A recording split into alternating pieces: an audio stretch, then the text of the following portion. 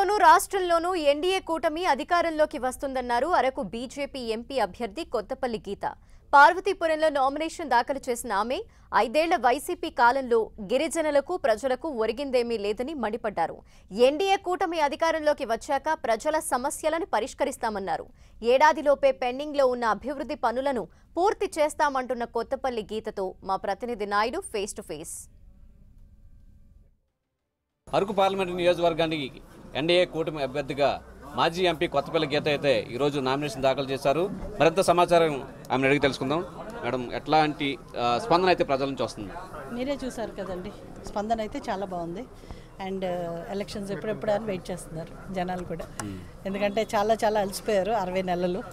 Next 60 నెలలు ప్రశాంతంగా పడుకోవాలంటే మంచి గవర్నమెంట్ రావాలి, పిల్లలకి ఉపాధి రావాలన్నా, మహిళలు క్షేమంగా ఉండాలన్నా, వాళ్ళ ప్రాణమానాలు ఆస్తులు అన్నీ సేఫ్గా ఉండాలంటే మళ్ళీ కూటమి ప్రభుత్వం రావాలని చెప్పి అందరూ వెయిట్ చేస్తున్నారు. అంటే గతంలో మీరు ఎంపీగా పనిచేశారు ఇదే నియోజకవర్గానికి సంబంధించి, మళ్ళీ ఇదే నియోజకవర్గంలో మీరు ఎంపీగా బరిలో దిగుతున్నారు. ఏ ఎజెండాతో మళ్ళీ మీరు ప్రజల ముందుకెళ్తారు? ఒకటే ఎజెండా అండి, development, nothing other than that ఏమీ లేదు. ఎందుకంటే ఈ కాన్స్టిట్యున్సీ నాకు 5 ఏళ్ళలో నాకు టైం సరిపోలేదు చేయడానికి. ఎందుకంటే నేను చేయగలిగిందంతా కూడా చేశాను. కాకపోతే అప్పుడు నేను రీజనల్ పార్టీ నుంచి ఎలక్ట్ అయ్యాను కాబట్టి నాకు అసలు పార్లమెంట్లో ఎట్లా ఫంక్షన్ చేస్తుందని తెలుసుకోవడానికే కొంచెం టైం పట్టిన సందర్భాలు ఎవరికైనా కూడా. ఆ మాటకు వస్తే కొంతమంది 5 సార్లు 6 సార్లు చేసిన ఎంపీలు కూడా కనీసం ఒక క్వశ్చన్ ఎలాగ అడగాలో కూడా చాలామందికి తెలియదు. కానీ పార్లమెంట్లో మొదటి స్థానంలో క్వశ్చన్స్లో కానీ, డిబేట్స్లో కానీ, అటెండెన్స్లో కానీ ఫస్ట్ ప్లేస్లో ఉండి నేనంటూ ఒక మార్క్ సాధించుకున్నాను. ఈరోజు అరకు అంటే గీత, గీత అంటే అరకులాగా ఒక మార్క్ అన్నది తెచ్చుకున్నాను. ఇప్పుడు జాతీయ పార్టీలాగా ఒక 1000 ఏనుగుల బలంలా ఉంది నాకు.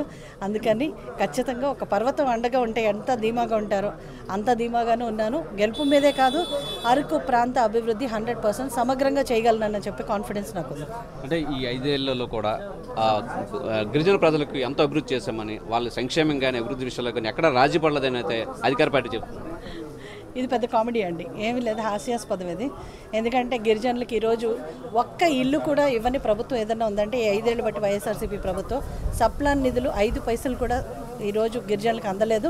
స్కూల్స్, ప్రాథమిక పాఠశాలలు మూసేశారు, బెస్ట్ అవైలబుల్ స్కూల్స్ మూసేశారు. ఈరోజు పిల్లలకి ఉన్నత విద్య అన్నది కంప్లీట్గా గిరిజనులకు దూరం చేశారు. కనీసం ఫీజు రీయింబర్స్మెంట్ కూడా లేని పరిస్థితి చూస్తున్నాము. ఇదంతా పక్కన పెడితే యువతకు ఉపాధి లేదు అండ్ గంజాయిమయం చేశారు.